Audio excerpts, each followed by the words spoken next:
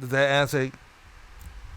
It does. It answers the question, and all these questions I'm asking because I'm comparing my old train of thought to my new train of thought, and that's why I'm asking the questions that I'm asking. And in real time, I would say it's been several deals where I've actually got involved where I actually was breaking even, and even actually on that real estate deal I was telling everyone before, I was actually losing $100 a month on that transaction. So Rock, going back to that, Tiffany, I'll let you answer if you have a different thought and what your thought process is on that. But I was actually, I couldn't get 15. I actually had to pay 13 even, and then I still had to pay the maintenance and the marketing fee. So I was actually losing $100 a month on that transaction. So that's still sound like a good deal. No, I'm starting to change. But you got 10 grand though. Yeah, that 10 grand ain't looking too good right now. And your closing costs on that property would have been roughly about maybe another 10 grand because it was investment property. So basically, you're 20 grand ahead. Still not looking good. It's starting. The tables are starting to turn right now. What do you think, Tiffany? You're 20 grand ahead. Would you have took the deal? 20 grand a year? No, you're 20 grand ahead. What I'm saying is he gave me $10,000 cash out of my pocket, and then I didn't have to pay any closing costs, which would have ran about $10,000. So I was $20,000 ahead doing that transaction with him. No. I mean, through the whole process, I mean, up until you started saying that, put it on the market, I mean, at first it sounded good. Okay, that's all I got to do. And then next thing you know, things start turning, and, okay, you need to put the property on the market. And those things, the exit strategy didn't seem solid to me. So that's when it started to seem like not so good deal to me. But yes, no. All in all, to answer your question, no. And you want to know something, King? You know, I'm a firm believer that when something seems to be too good to be true, it usually is. So the $10,000, I would have got excited, but now you telling me with the add-ins, with the closing costs and things like that, we're like $20,000 ahead, no money out of my pocket. Now I'm starting to walk away just on those principles alone. Okay, all right. Well, I took the deal though, and to your point, DJ Rock, I wasn't cash flowing, cost me money, and then now it took me some time to get people in the property, and so it took me 3 months to actually finally get 10 in the property. So I had to pay that $1,200, $1,300 a month mortgage out of my own pockets every single month because I want to keep my credit good. So I just lost roughly 13 a month times 3. That's $3,000, give or take. That came out at 10. Wow. So now you're down to 7. Now I'm down to 7. So now when I got tenants to actually come live in the property, that's when I got the reality check of what not getting a home inspection cost me. Because when he did the renovation, he brought the property. Here's his numbers. He brought the property for 20 grand, and he put 20 grand in the property, and sold it to me for 120. Wow. Wow. Wow. Right. Exactly. Wow is right. So now, Tiffany, as a contractor, you know this. Imagine now again, it wasn't a complete gut. You know, it was a house that was outdated. You know, your typical old row house that you're gonna try to make look nice, and he added a half bath off the kitchen For 20? for 20. Well, this is back in 1998, so the cost of living was different. It was 20 years ago, so over 20 years ago. But it seems like it still would need more renovation to that. For it to appreciate all the way to 120, I mean, that's $40,000 in. That's a big spread there. Exactly. So, but I'm gonna explain that spread to you in a minute. So, he put a half bath in the kitchen. Come to find out, long story short, so I won't stress this out. The half bath in the kitchen had all kind of plumbing problems. They didn't really tap into the right plumbing, so I had all nightmare issues with that. That toilet never really flushed well, and it was such a small area that, you know, tenants constantly complained they didn't want to use the bathroom very much because then the toilet would back up, and then it's right next to the kitchen, so you can imagine how that dealt with the kitchen as well. So Then he didn't replace the joists because the house was 100 years old. All he did was literally slap lipstick on a pig with a $20,000 renovation, and I had to replace the joists. So the floor, you walked into the kitchen, the floor just got worse and worse with more use on it to the point it sunk in. I had to come and get the whole kitchen floor replaced and the bathroom replaced. So it cost me about 25 grand extra to get that done.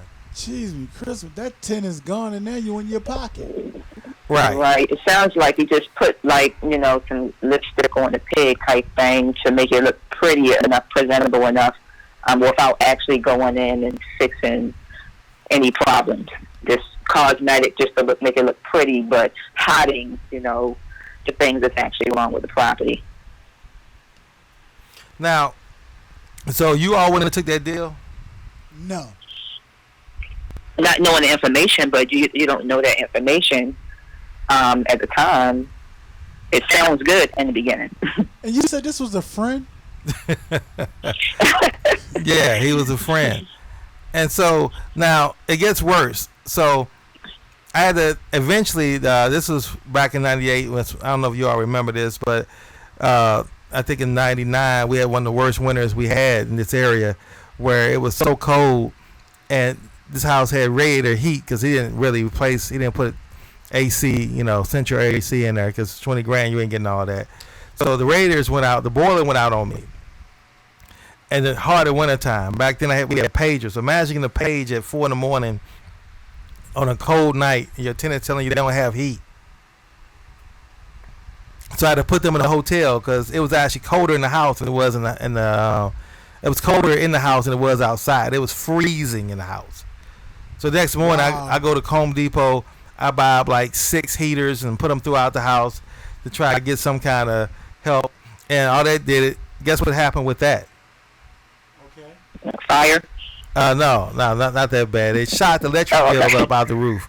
So the electric bill was like insane the very next month, right? You included the electric bill in the rent? Yeah, so they came and gave me electric bill. Like, no, they had to pay it separately, but because I put the heaters in there, their electric bill was like 5 times the original price.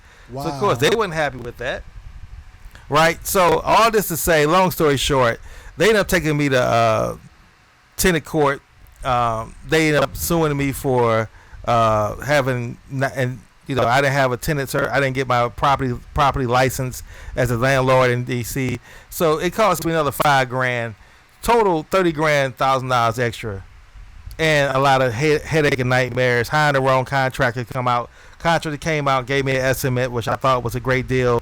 A guy who lived in my apartment building, he was gonna charge me $1,200 to come out and fix the floor, the joists and everything, and fix the plumbing because he was the handyman in my building. I had contacted Sears at that time and had them come out. They told me it was gonna be 12 grand. So he's saying 1,200. So which one you think I went with? You went with the 1,200, but that sounds What's foolish. the 12? Yeah. So 1,200. Yeah. So of course, he came out. I had to put keep in mind, I take my tenants out the house while they did the repair the joists because they couldn't even stay in the kitchen. Kitchen was totally uprooted, bathroom gone. Had to put them in a hotel. So they sat in a hotel the whole time he's doing this. So he comes out, and because he's a handyman, I had to pay him up front to go buy the supplies, the parts, the supplies, and everything because he didn't have any money. So I had to give him money for that. He comes out, digs a big, huge hole in the kitchen, and then disappears for 2 weeks. Not answering his pager, going through that stage. So I got a big hole in their house. They stay in the hotel. They sweat me every single day. When they gonna get back in the property? I'm losing money every day. They're not in the property, and this fool's not answering his phone call. Who did you hire? Pookie? Well, so all that to say is this. Again, my point I was saying was this: is that it cost me additional $30,000 buying real estate wrong from a friend without doing any due diligence, not having a strategy, not having mentorship and coaching, not knowing how to hire contractors. So I went through the Sears route and got the worst estimate in the world. But then I eventually had to go back to Sears to get them to fix it because I had time against me and I couldn't wait anymore to have other contractors come out there and play their game. I really needed to get the job done. So I ended up paying more than 12 grand because I lost on the $1,200 I paid to him. Plus, I had to have Sears come back out and redo it. And then Sears did a good job, finally. It was expensive, but they did a good job. So, all in all, it cost me $35,000 on top of what I paid. So instead of me actually getting 10 grand, it actually cost me additional 25 or 20. So what are your thoughts about that now? Are y'all still friends? Yeah, we are. We are still friends because see, here's the thing, and this is what I was saying to answer your question, DJ Rock, about should you buy a property when you don't cash flow and those things. The property was worth.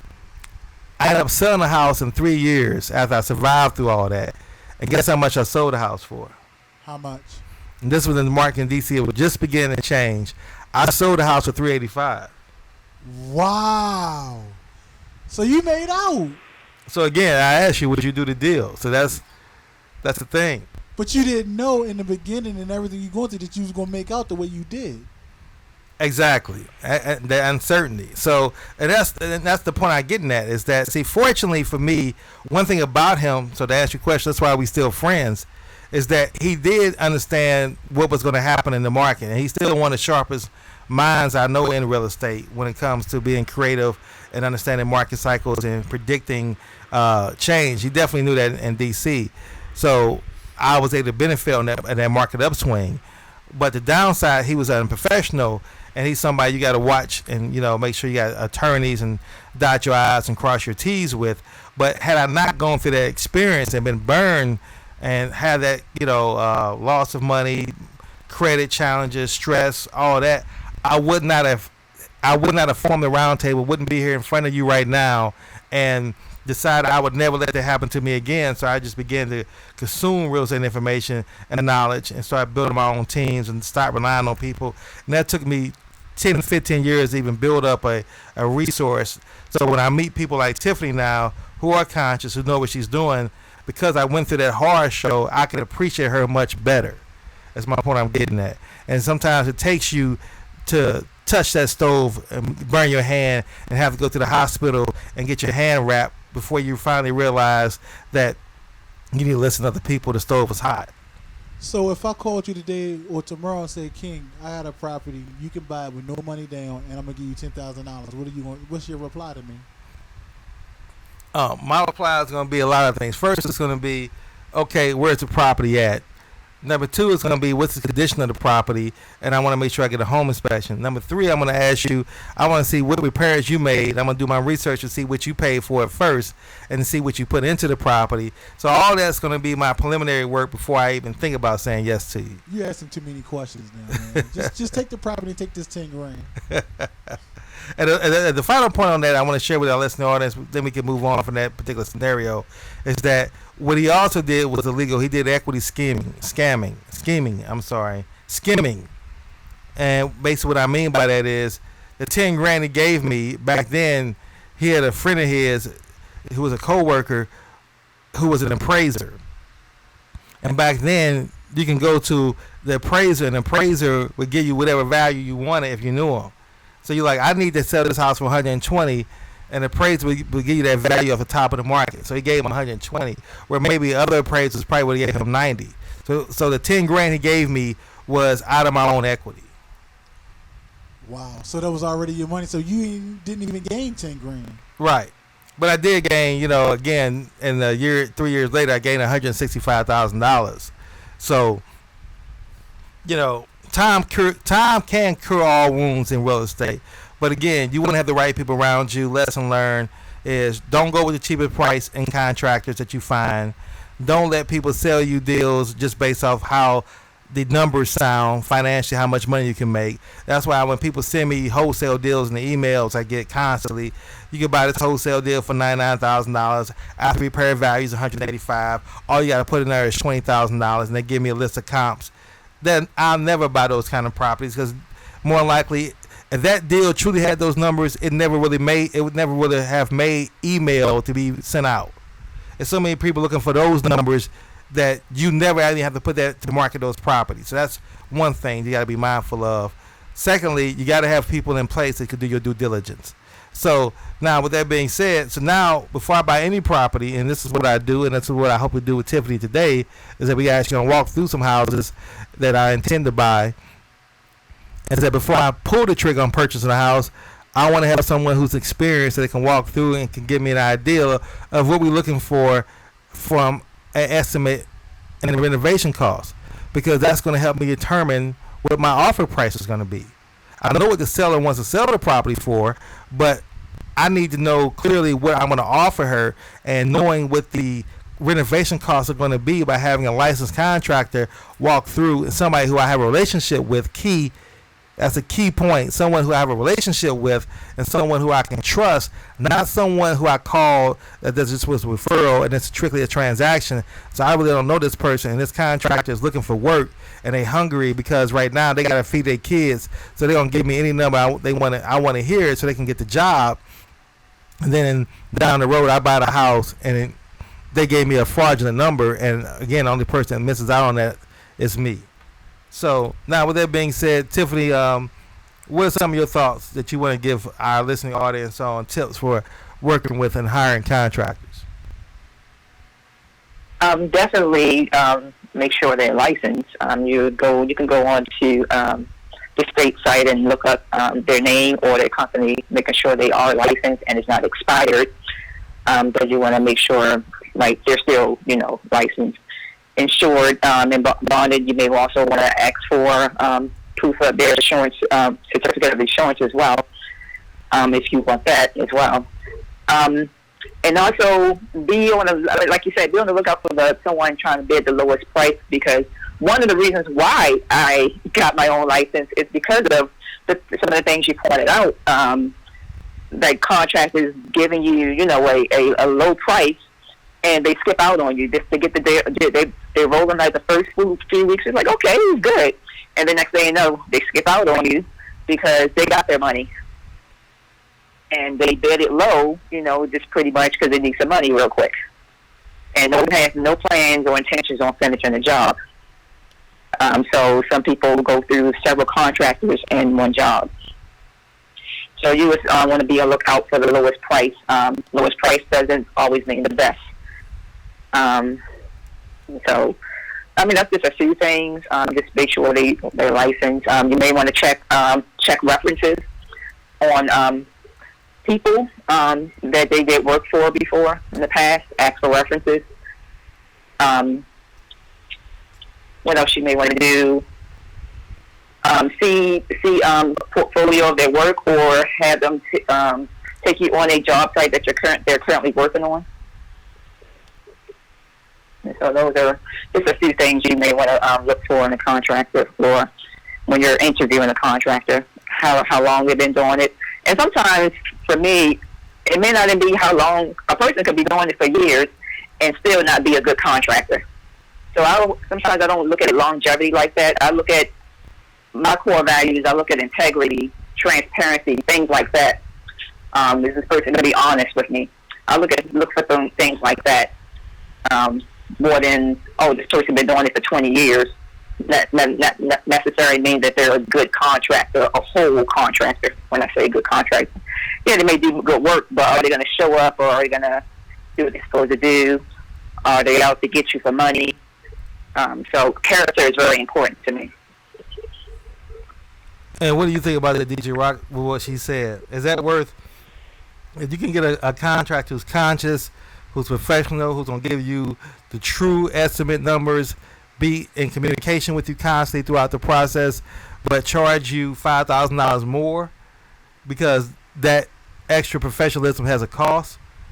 Or you get a contractor who is not going to be communicate with you regularly. You got to leave voicemails. He might get back with you 2 or 3 or 4 days later. He may not always, he's definitely not going to finish on time, but he's $10,000 in the budget. Which one you choose? If you'd asked me this question about 6 months ago, I definitely would have been trying to save $1. So I'd have been going with Ray Ray up the street from my grandfather's cousin, uncle, so I can save that $1. But now that I've learned the inside of things and how things work, I'm going to go ahead and spend the money up front, because if you don't spend it up front, you definitely going to spend it on the back end. So why wait and possibly have to spend more? Just go ahead and do it right the first time and be done with it. And so that's a very important point that DJ Rock just stated, and that's what folks got to realize, is that you don't get away from spending money. You're going to spend money from the mistakes you're going to make and the time and the opportunity costs. That's always real money. So That's why I tell folks it's like an automobile. It's better to do preventive maintenance on your car, than it is to do post maintenance. Like, so if you got Mercedes Benz or these expensive German or Japanese cars, and a lot of people think because you can afford the payment on them, you can afford it. And I tell folks, no, that's not how you determine you can afford it or not. You determine you can afford it or not by paying for the maintenance. And I made this point real quick because I've had in my life, in my youth coming up, because I was ignorant financially, that I didn't really understand money and how to use money. I went out and I had Mercedes, I've had Lexus, I have all these cars. And when I had these cars, I thought I was balling until I went to a dealership. And I never walked out of the dealership less than $1,000 on the repairs. Never. You do know I own a Benz, right? So I understand exactly what you're saying. Yeah. See, no one told me that. So that's the importance of having mentorship. No one told me that you judge how you can afford a Benz or a Mercedes or high-end luxury car based on if you can afford the maintenance, not the monthly payment. Because when you walk in these, and you want to get it repaired by the dealer, I learned that too. Because I, try and go to some shade tree mechanic who know how to fix Fords, and you got them trying to fix your Benz, that ain't gonna work out right. And again, that's gonna cost you more down the road. So if you don't have at least $1,000 to spend every 6 months on the maintenance of your Benz and the preventive maintenance, it's gonna cost you more when the car does have issues and you have to take it to the dealer and mechanic. Now it's gonna be $5,000, $10,000 instead of $2,000 in preventive maintenance. And that same principle, those same rules apply when it comes to contractors and working with contractors. That if you try to be cheap on the front end and to save money, and you don't do preventive maintenance, such as go out and get a scope of work, get contractor estimates, get a contract and build time and a relationship with a contractor so you can trust them and know that when they give you numbers, they give you numbers that are real because you've had a chance to establish a relationship with this person, you've gotten referrals from this person, and you've actually seen some of the projects they've done, and then you get that price. You put that price into that box, and now you're not just comparing the lowest bid, but you're putting all that together: their experience, their time, their professionalism, the quality of their work. Do they stand behind it? Are they going to be conscious? Are they, all those things have to be factored in, not just what the bottom line price is. And once you factor all that in, then you make your choice about what contract you're going to use. Then you can move much more. You can move forward more. I would say deliberately and more expediently as well. And so, with that being said, Tiffany, let's talk about some of the services that your company provides to help people make the right decision before they even get started. Because DJ Rock says something important, that you actually walked through his house with him and gave him an estimate. And what would you call that service for folks, and what do you normally charge for that type of service? Okay, that was just a walkthrough. I didn't do any write-ups for them. That's basic. I don't usually charge just to walk through the property with the person, unless we're walking through several properties. Then it's taking up my time. Then, of course, I will probably charge like $20 to $25 per property. After two or three properties, because if we're going to multiple, it takes up time and gas. So with him, with that property, like I said, no write-ups. It was just ballpark estimates based on what I've seen and what he wanted to do with the property.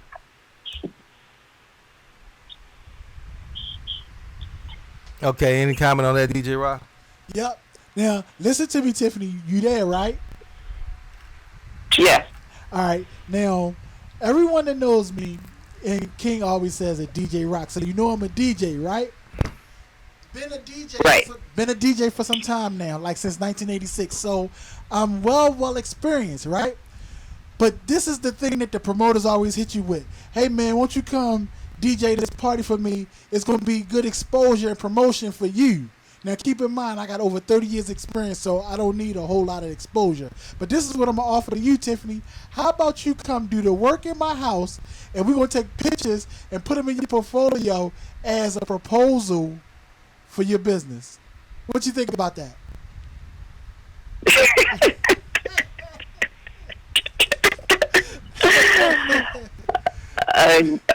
and do the work for free. No, we're gonna pay you on the back end. We're gonna pay you on the back end. Yes, we want you to come in and No. knock it out. We're gonna take some pictures. You know, we're gonna get everything going, and people are gonna show how qualified that you are. And I'm gonna advertise on the station for you. And then when I start making some money off the house, I'm gonna pay you on the back end. All right, so Tim, let me help you answer that by telling DJ Rock this.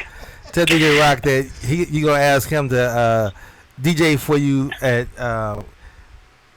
12 parties for a full year, for 5 hours each party, and that once you make your final payment, once you make all the profit at the end of the year, you'll pay him for his time then.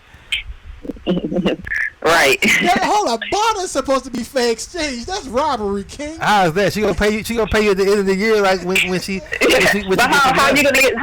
You say get paid? So I gotta front my own money Exactly. and fix your property, whatever. You're not even coming out your pocket to even for materials. I can pay for materials.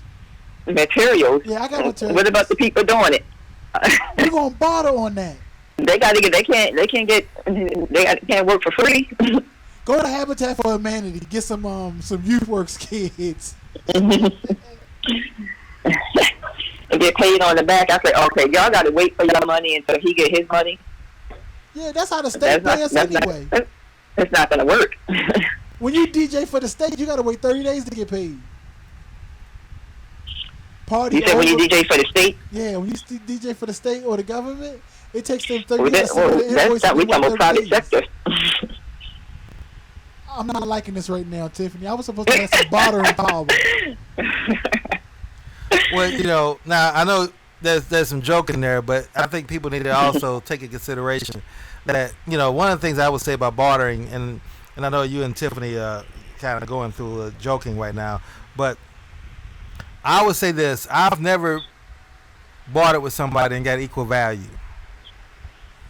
Are you on the positive end or the negative end? I'm always on the negative end. Why? Because that's why I say I'm very leery about bartering right now. Because see, with bartering, I'm clear on what I'm providing for somebody, so I'm clear on what they're getting. Like for example, I'm usually providing housing. A person gets somewhere to stay. It's clearly quantifiable. I got a place to stay. I would normally charge X amount for rent. You stand there, so you're getting the equivalent of this amount of money for value. Now, bartering is usually service that people offer. So they offer me service in exchange for that. And that service is usually I'll do X amount of work. But see, their value they offer me for the work is subjective. They can say, well, yeah, I'm worth $100 an hour. So if I did 5 hours, that's equivalent to $500. Then it's like, I don't know. Can you go out and get $500 right now for somebody else? Maybe, maybe not. So your $100 price is subjective. See, so you see what I'm saying? That bartering doesn't really equate in most cases. So what ends up happening is I end up getting a short end of stick because they got their value from me. My value I have to look at and say I didn't get the service they said they were going to perform. They wasn't on time with it, et cetera, et cetera. So my only point real quick is that if you're going to barter with somebody, you have to define in clear terms, here's what the barter proposition is. And here's what the cash equivalent of what I'm offering you in exchange for what I expect. So if you are providing someone service, you have to be able to show undeniable proof where what your service is has the true value for what you're saying, not your inflated value you think your service is worth, but can you really get that, or not can, are you really getting that from other clients that can show that, yeah, I am worth $25 an hour, or I'm worth $100 an hour because I got 10 people paying me for that right now, and here's what I'm going to deliver for you each week. Then then you can actually work out that barter. Yeah, that makes sense. I guess you need to define what the actual value is so you can go from there. Right, because we both know, and I've done this a lot of times when it comes to marketing, and people say, I'll give you marketing services in exchange for certain things like either membership into the round table or what have you. And I'm a person, I'll look, again, the quote I read earlier is I see the potential in people, and I work with people on what I think they can be, and then by giving them the opportunity, they become that. And a lot of times they get burned because folks really don't live up to that opportunity. And so, particularly as it relates to marketing, because marketing is always subjective. People will say, I put out X amount of clicks, I put out extra amount of awareness for you. So 10,000 people seeing your ad, but if 10,000 people saw it, but only one person acted, is that much value to me? Okay. And then a person can argue, well, it takes 7 times, and well, that means I got to have the budget to sustain.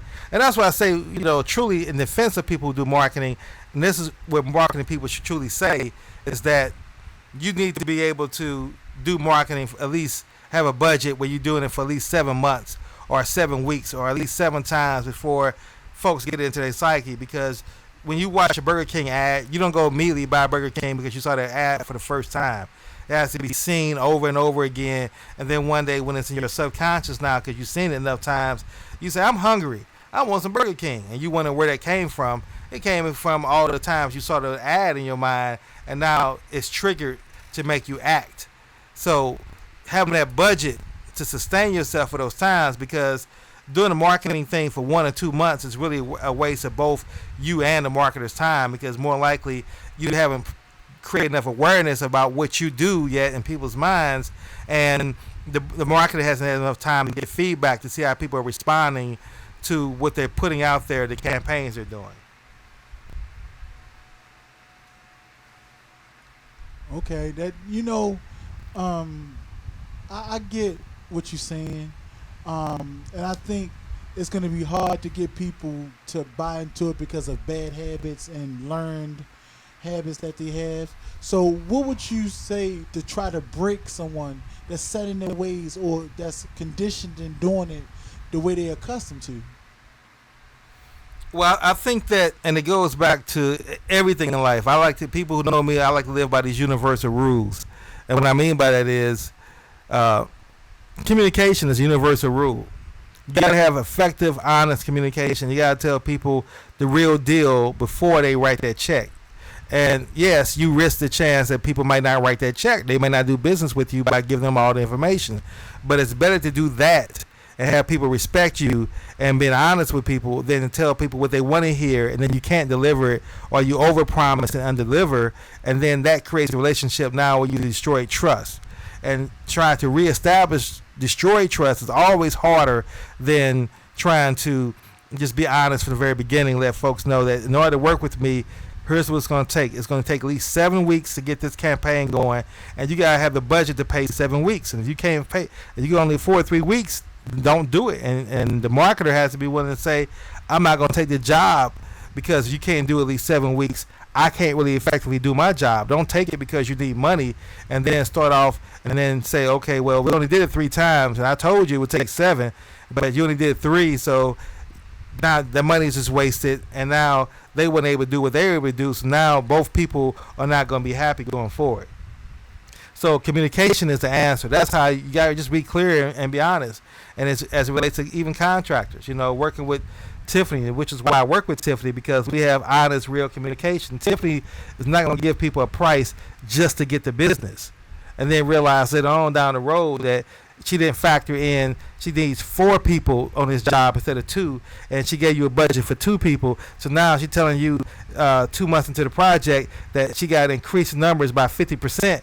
Because the fact is she didn't factor in. She didn't realize that before she took the job that was behind the wall, the electricity was rotted, and there was what's that old electrical wiring that they used to use back in the day, Tiffany? I'm thinking about plumbing. I'm sorry. I'm going to say galvanized. What is it? I can't think right now. Yeah, I know I threw you on that. I threw it out there at you. But the point is, the matter is, see, that's a game that you got to be careful about with contractors is you got to make sure that they give you prices that's well thought through, and they're going to stand behind that price as much as they can. At least if they do have to do a change order, or you as an owner do a change order, you have communication. Same thing in business in general. If you're going to work with anybody, be as clear and honest in your communication as possible on the front end to prevent things happen going down the back end, because when people don't get what they expect, then it's always going to lead to issues. It's going to lead to complications, and more than likely it's not going to lead to repeat business. and then people put out there on the streets that you don't do quality work. And a bad reputation is always harder to get over than no reputation at all. So if you don't have no reputation, no one knows you, then people be willing to give you a chance. But people can say, oh, I heard about you. You don't do X, or you don't do Y, or you always leave and this, et cetera, then getting over that is a tremendous amount of effort and energy. Hey King, is it possible that we get an update on the property we were discussing last week that you was trying to inquire with the lady that had to bring the $30,000 to the table just to sell the house?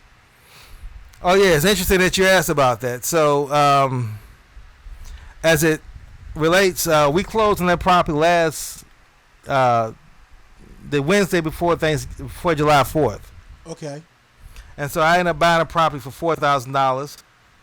$4,000. Yes. Now, the only reason I paid $4,000 for the property is because I told her something came up financially for me where I wasn't going to be able to close before that the 3rd. And she was so pressed to close before the 3rd. I told her if she waited 30 days that we can close at the original price of 10. And again, she had emotions, which is what I tell you about before.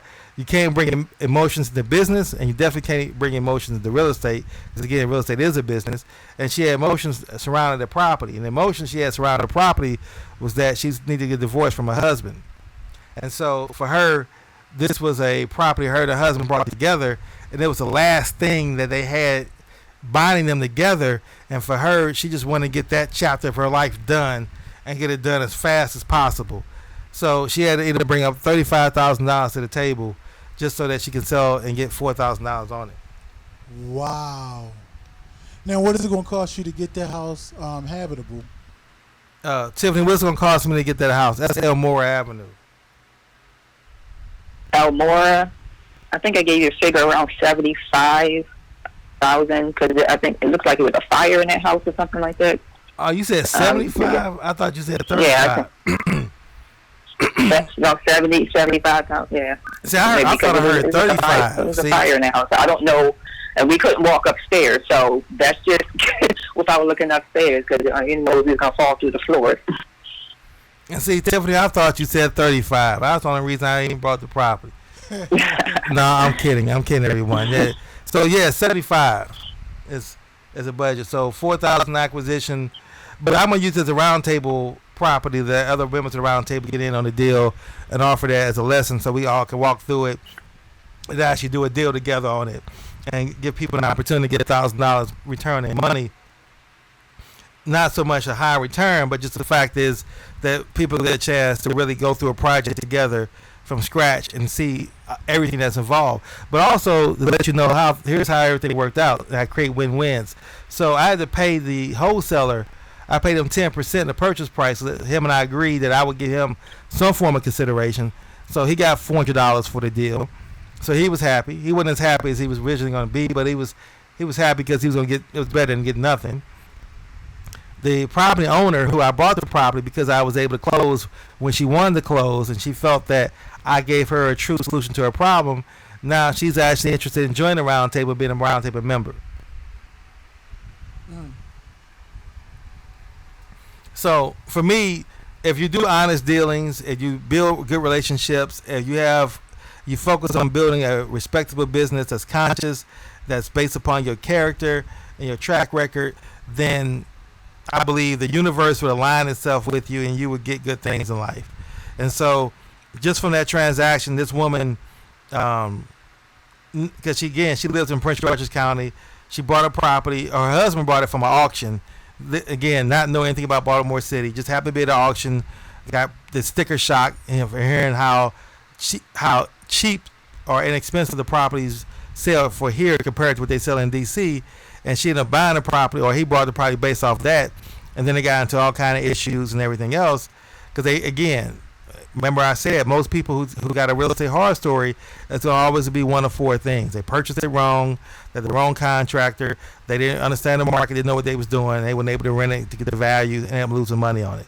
And so because of all that, now that she's heard from my story and what I work with, now she's willing to now partner with me and be a member of the round table And she was fed up with Baltimore. She was done. She said, I want to get out of Baltimore City as quickly as I can. But after talking with me and I explained to her what the Round Table was doing, what our mission was, our approach to real estate. And again, like I said, because she's been burned before, she saw the value of what bringing the Round Table can do and what being a member of the Round Table can bring her. And so now she actually wants to be mentored through her own house that she sold and see the results that we build on. That would be like a sore thumb for me, especially knowing that I had to bring $35,000 to the table to actually be a part of the project.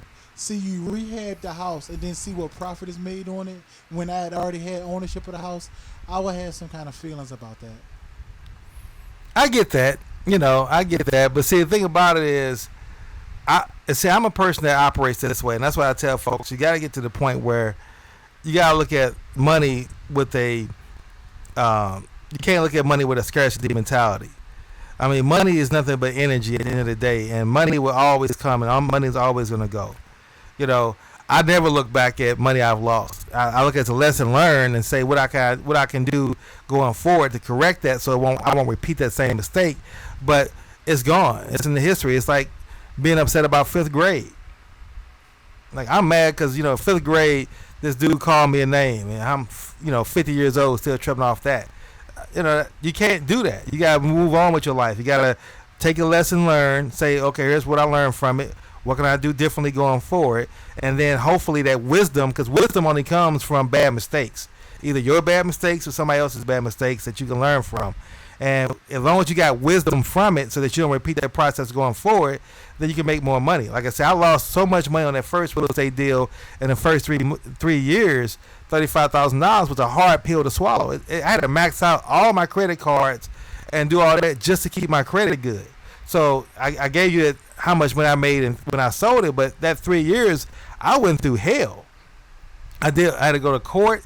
I had tenants complaining, blowing up my pager, argument every single day, so I was never having good days. It just was really a bad experience, and most people would have used that to get out of real estate.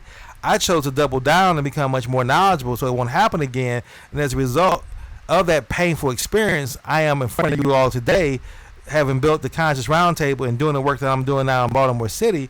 But had I not gone through that bad experience, I probably wouldn't be here, because I wouldn't have the knowledge that I have now. As a result, had everything went according to plan, like he said, I made 10 grand on it. I was able to find a renter. If everything had gone to plan, I probably still would be in IT, never jumped into real estate.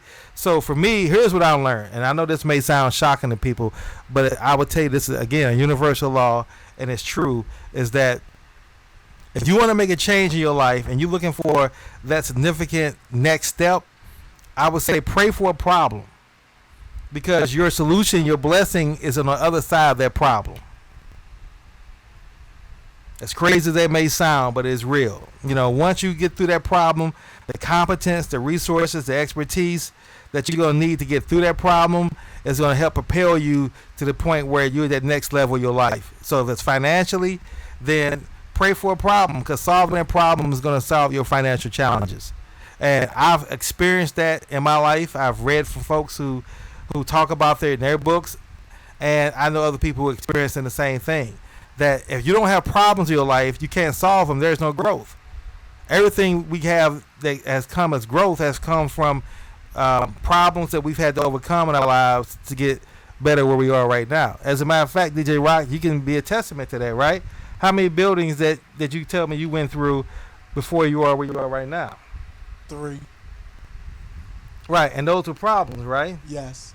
And as a result of that and where you are right now, the relationships you've been able to build here and sustain, wouldn't you say you're much better off? Definitely. Wouldn't trade it for the world. Exactly. So, pray for the problems, and again, it's going to be ugly. It's going to be frustrating. It's going to be challenging while you're going through it, but you can get through it. And if you can't get through it, then you got to go pay for help to get you through it. But the point of the matter is, there's no problem that exists that folks, I'm not talking about health-wise, I'm talking about business and relationship-wise, that someone else has not experienced and can help you get through. You just have to be able to find that right person to get you through that problem and get you over that hump. And that needs to be your mentality. So I have an abundance mentality when it comes to money. I'm not a fool with my money, but I also realize that if I spend $500 on something and I don't get value from it because I trusted someone and they didn't deliver the value they were supposed to deliver, the lesson learned is I'm going to move on and I'm going to be much more discerning in the future when it comes to hiring people, that why I had that $500, and that's a lesson. So I'm going to say, okay, what did I do wrong? I didn't vet this person properly. I didn't do enough background research properly. I didn't manage them properly or give them enough of guidance to make sure they understood clearly what I needed. Did I communicate properly? And if I check all the lists and realize I did everything I could, it was just really that person that really just dropped the ball, then you move on to the next person. But at least now you're much more clear on what you're going to need from that vendor or that client or that contractor or whoever it is that you're going to be hiring going forward. So, Tiffany, we're getting to the top of the hour. Any last thoughts, things you want to share with our listening audience? No, just to reiterate about our contract. And like I said, I decided to get my own because, of course, I was GC my own projects as an investor and also been burnt too. So I decided, to get a license based on that to be the good contractor. So, so just be on the lookout for those things that you mentioned before on how to pick a contractor, and just looking at their character as more than the price.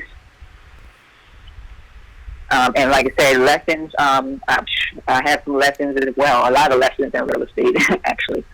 Even with the contracting business itself, and as an investor. And those lessons, you're going through it, and a lot of people, they do jump out, and it's like, I'm done. But you hang in there, you overcome that problem. Of course, you gain that knowledge, that wisdom to get you to the next level, and you just keep growing. Because growth, like I said in the beginning, is never comfortable. It's always, if you're comfortable, then you may not be growing.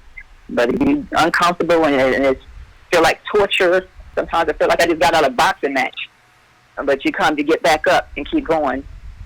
So I just want to encourage people not to give up on your dreams and just to keep going, because it'll be worth it in the end. Absolutely. And we appreciate your taking the time and investment of energy and to be on the call today with us, Tiffany, and I look forward to the infinite possibilities that we're going to be working on building together. One other thing I want to share with you all, DJ Rock, before I give you your opportunity to say your last words, is that I think I mentioned before in the past to our listening audience about a woman who had some properties that I had met, and I offered her a deal that I would, if she would, maintain a mortgage, that I would take over the properties from her on a lease option strategy. And you were saying, why would the woman do that? Because she's not going to make money. You remember that deal? I'm not really trying to be too specific right now because you may be listening. But, you remember that deal I told you we talked about in the past? DJ Rock? Yes. Well, long story short, now it's been a couple of months since we talked about that. And now that woman called me back again last week. She has these 4 properties. Again, she's underwater in her properties, so I can't buy them straight out. And folks who know me, I don't buy property straight out. I do lease options. That's always my strategy. If lease option doesn't work for you as a property owner, then I bless and release you and move on. But she has 4 properties that she's going to do lease options with me on. And I told her the only way I would work with her, and I'm sincere in this, I'm not trying to take advantage of her. I said, I work with you on them. I said, I give you one offer that's, if you're just a person I'm buying a house from, I'll give you one offer. If you join the round table and be a member, because she seems that she want to be conscious right now, and I can see some value in working with her, I said, I'll work with you. And I didn't give her any numbers. I said, I'll give you numbers today when I go look at your properties. But I'll be more flexible with what I offer you because I can pay you more over time. And if you're a member, I'm going to look out for you differently than if you were just a regular person on the street. And so she just, while we were talking, she went ahead and joined the round table and became an official member. And so now I got 4 properties I'm going to put into the rent-to-own program. And again, it expands my portfolio. All of them need work. But my point is, this is the type of stuff that I attract to me because of the track record that I have. Hey, King, let me hold something. Would you say, DJ Rock? Let me hold something. I don't think our listening audience heard that. DJ Rock said, "Let him help with something." I said, You definitely. I got all kind of ways you can help out DJ Rock on I that. said, let me hold something. I need to break Tiffany off. Well, we're gonna make some money together, brother. I tell folks that I'm about let's make some money together. We can build on some things together. But I just want to share that with folks because now every transaction I choose to get engaged in has to be a win-win for all parties. Like I told DJ Rock, he just asked me about the update on that property on Elmora. It was going to be an ugly situation. There was a lot of negative energy around it. But because I was able to talk to some folks, I got some advice on how to handle it. I had some mentors and people who I'm building with in my network. They gave me some advice. And at the way it ended, everybody got something from it. Everybody benefited from it. We might not all got what we wanted, but they all got something. And no relationships were destroyed, though bad blood was created, and now everybody is going to continue to work and build with the roundtable going forward. So that's the kind of relationship I like to engage in. But you got to be a person that's standing, and that's upright, and that's a person that's always looking to create and solve problems. So with that being said, DJ Rock, any last words you want to give? Hey, Tiffany, we're going to do 2 gift cards for Ruth Chris. You said 2. Yes, 2. So a roof with 3 course, that's about what, $50-$60. 5. So that's about about 130. Can I get wine too? Yes, of course. Of course. So you usually talk about 150. Yes. And we're going to take pictures and put them in your portfolio. And you're going to market me. Yes. Now, on a serious note, though, I really want everyone under the sound of our voice to understand, because I was once on the other side of the fence where I didn't see the benefit of what's being told to us. I didn't have all these tools and utensils in front of me when I ventured out to try to take this walk and talk about real estate. Take advantage of it. The information he gives you right now is absolutely free.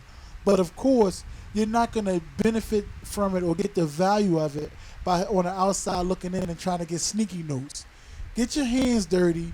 Jump in, man. Make yourself worth getting the benefit of what's going on, and you'll see the turnaround. You'll see the change, because I definitely have. And I appreciate them allowing me into their circle. Absolutely, brother. Thank you for sharing that. And I just want to let everyone know that that's the whole point that we want to. If you get take away one key thing, it's have good people around you, have good mentorship. Don't always make everything decision based on how much money you save, and look to build long-term sustainable relationships, and surround yourself with competent people who know more than you do. That's the success I've learned from what has helped me in business and has helped me in life, and those are the things I want you all to part with. And as you all know, we're having our event this weekend at Compton State from 10:30 to 1:30. Come on out for the roundtable. We're going to be talking actual live deals. The deal we just purchased at Elmora, we're going to talk that through so folks can see that. And if you join the roundtable, you can be a participant in that deal, in that transaction, and learn real time.